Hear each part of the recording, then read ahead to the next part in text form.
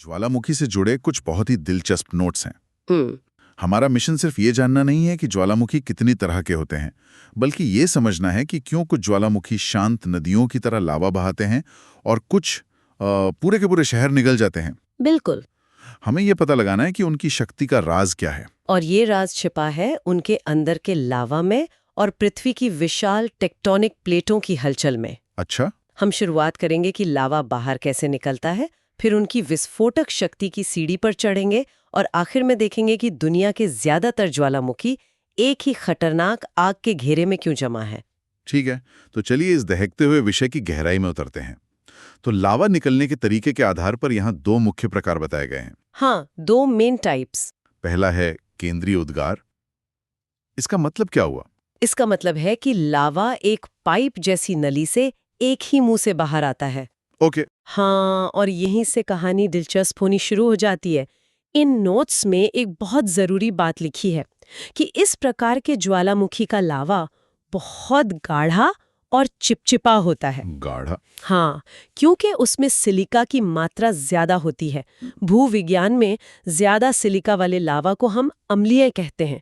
इसका मतलब स्वाद से कोई लेना देना नहीं है। अच्छा। ये बस उसकी चिपचिपाहट बताने का एक तरीका है। तो मतलब शहद जैसा गाढ़ा? उससे भी ज्यादा। अब सोचिए, अगर इतनी गाढ़ी चीज के अंदर गैसें फंस जाएं, तो क्या होगा? वो बाहर नहीं निकल पाएंगी? बिल्कुल।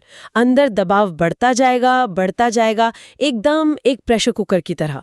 और फिर जब वो दबाव चट्टान की ताकत से ज्यादा हो जाएगा, तो एक जबरदस्त धमाका होगा। अच्छा, तो ज्यादा सिलिका मतलब ज्यादा चिपचिपापन, और ज्यादा चिपचिपापन मतलब बड़ा धमाका। आपने एकदम सही पकड़ा। और जब ये गाढ़ा लावा बाहर आकर ठंडा होता है, तो वो ज्यादा दूर तक फैल नहीं पाता। वो उसी मुंह के आसपास जमना शुरू हो जाता है और धीरे धीरे एक शंकु बना देता है, एक पहाड़। हाँ, एक पहाड़ यानी कोन। बिल्कुल। जब भी हम ज्वालामुखी शब्द सुनते हैं, तो हमारे दिमाग में जो एक ऊंचे पहाड़ की तस्वीर आती है, जिसके ऊपर से धुआं निकल रहा हो, वो इसी केंद्रीय उद्गार का नतीजा है। लेकिन दूसरा प्रकार तो इसका बिल्कुल उल्टा है, दरारी उद्गार। जैसा नाम से ही लग रहा है, इसमें लावा एक छेद से नहीं बल्कि जमीन में बनी लंबी लंबी दरारों से बाहर आता है। और इसका लावा भी बिल्कुल अलग होता है। इसमें सिलिका की मात्रा कम होती है, जिसे हम क्षारीय लावा कहते हैं। अच्छा, तो ये पतला होता होगा? हाँ, यानी ये लावा गाढ़ा होने के बजाय पतला होता है। इसलिए ये शांति से बिना किसी बड़े विस्फोट के उन दरारों से बाहर रिसता रहता है और पानी की तरह दूर दूर तक फैल जाता है। ये बात तो हैरान करने वाली है। मतलब ज्वालामुखी हमेशा एक हिंसक पहाड़ नहीं होता। नहीं, वो एक शांत फैलने वाली प्रक्रिया भी हो सकती है। और नोट्स के मुताबिक जब ये पतला लावा हजारों लाखों सालों तक फैलता रहता है, तो ये लावा पठार बनाता है। सही कहा। भारत का दक्कन का पठार इसका एक बहुत बड़ा उदाहरण है। और ये छोटी बात नहीं है। दक्कन का पठार हजारों वर्ग किलोमीटर में फैला है। ये हमें एक बहुत जरूरी बात सिखाता है। क्या? हम ज्वालामुखी को एक पहाड़ बनाने वाली शक्ति के रूप में देखते हैं, लेकिन दरारी उद्गार एक पहाड़ नहीं बल्कि एक पूरा का पूरा भूदृश्य, एक लैंडस्केप बना रहा है। और वो भी इतनी शांति से कि शायद हमें पता भी न चले। बिल्कुल। तो हमने देखा कि ज्वालामुखी मोटे तौर पर दो तरह से लावा उगलते हैं, लेकिन अब असली कहानी शुरू होती है। जब लावा एक छेद से निकलता है, तो वो कितना विनाशकारी हो सकता है। चलिए इस विस्फोटक शक्ति की सीढ़ी पर चढ़ते हैं, सबसे शांत से शुरू करके सबसे खतरनाक तक। पहला कदम है हवाई द्वीप तुल्य। हाँ, ये सबसे शांत प्रकार का विस्फोटक ज्वालामुखी है। इसका लावा बहुत ही पतला होता है, इसलिए गैसें बड़ी आसानी से बाहर निकल जाती हैं। जैसे सोडा की बोतल खोलने पर निकलती हैं। हाँ, कुछ वैसा ही। कोई बड़ा धमाका नहीं होता। इन नोट्स में एक बड़ी अजीब बात लिखी है कि इसका लावा जब हवा में उड़ता है तो पतले पतले धागों जैसा हो जाता है। हाँ, जिन्हें वहां के लोग अग्नि की देवी पिलीक के केश यानी उनके बाल कहते हैं। लावा बाल कैसे बन सकता है? ये तो पत्थर होता है। ये इसलिए होता है क्योंकि लावा बहुत ही तरल और गर्म होता है। जब गैस के बुलबुले सतह पर फटते हैं, तो वो लावा की छोटी छोटी बूंदों को हवा में उछाल देते हैं। अच्छा। हवा उन गर्म बूंदों को खींचकर कांच के बेहद महीन धागों में बदल देती है। ये एक तरह की प्राकृतिक ग्लास मेकिंग प्रक्रिया है। वाह। और वहां के स्थानीय लोगों के लिए ये उनकी देवी का एक जादुई रूप था। विज्ञान और पौराणिक कथा का क्या खूबसूरत संगम है। वाकई। अब इस सीढ़ी पर अगला कदम है स्ट्रोम्बोली तुल्य। नोट्स कहते हैं कि ये हवाई वालों से थोड़े ज्यादा विस्फोटक होते हैं। थोड़े ज्यादा। और इन्हें एक बहुत ही शानदार नाम दिया गया है, भूमध्य सागर का प्रकाश स्तंभ। एक ज्वालामुखी को लाइट हाउस। हाँ, क्योंकि इटली का स्ट्रोम्बोली ज्वालामुखी, जो इसका सबसे अच्छा उदाहरण है, लगभग नियमित अंतराल पर छोटे छोटे विस्फोट करता रहता है। हर कुछ मिनटों में? हाँ, हर कुछ मिनटों में एक छोटा सा लावा का फव्वारा फूटता है। सदियों तक रात में भूमध्य सागर से गुजरने वाले जहाजों के लिए ये एक प्राकृतिक लाइट हाउस का काम करता था, जो उन्हें रास्ता दिखाता था। अच्छा, तो इसका लावा हवाई वाले से थोड़ा ज्यादा गाढ़ा होता है। बिल्कुल, इसीलिए गैसें थोड़े ज्यादा दबाव के साथ बाहर निकलती हैं। स्ट्रोम्बोली का लाइट हाउस तो काफी नियमित है, लेकिन क्या होता है जब लावा और भी गाढ़ा हो जाए और गैसें और ज्यादा देर तक फंसी रहें? तो हम और खतरनाक जोन में चले जाते हैं। मुझे भी यही लगता है। अगला है वुल्केनियन तुल्य। अब हम असली विस्फोटों की दुनिया में आ गए हैं। यहाँ लावा काफी गाढ़ा और चिपचिपा होता है। तो दबाव बहुत ज्यादा बनता होगा। बहुत ज्यादा। जब विस्फोट होता है तो ये सिर्फ लावा नहीं फेंकता, बल्कि पुरानी जमी हुई चट्टानों, राख और गैस का एक घना बादल आसमान में कई किलोमीटर ऊपर तक भेज देता है। और नोट्स में लिखा है कि ये बादल फूलगोभी के आकार जैसा दिखता है। हाँ, बिल्कुल। और इसके बाद आता है विसुवियस तुल्य, जो शायद और भी ज्यादा शक्तिशाली है।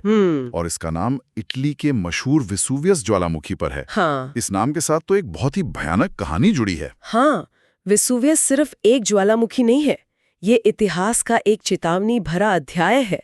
ये हमें बताता है कि जब प्रकृति अपनी पूरी ताकत दिखाती है तो क्या होता है। नोट्स में उस घटना का जिक्र है। 79 ईस्वी में जब विसुवियस खटा तो उसने रोमन साम्राज्य के दो फलते फूलते शहर पंपियाई और हर्क्यूलेनियम को पूरी तरह से दफन कर दिया था। हाँ, राख और लावा की मोटी परत के नीचे। ये कैसे हुआ होगा? यह एक धीमी और भयानक मौत थी।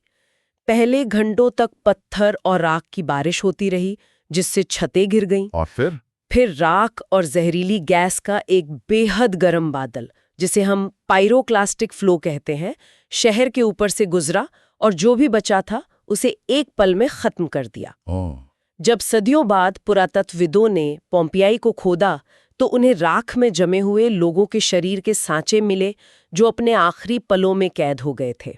ये हमें याद दिलाता है कि ये वर्गीकरण सिर्फ किताबी ज्ञान नहीं है। बिल्कुल नहीं, इनके परिणाम बेहद वास्तविक और दुखद होते हैं। पोम्पियाई की कहानी सुनकर ही डर लग रहा है।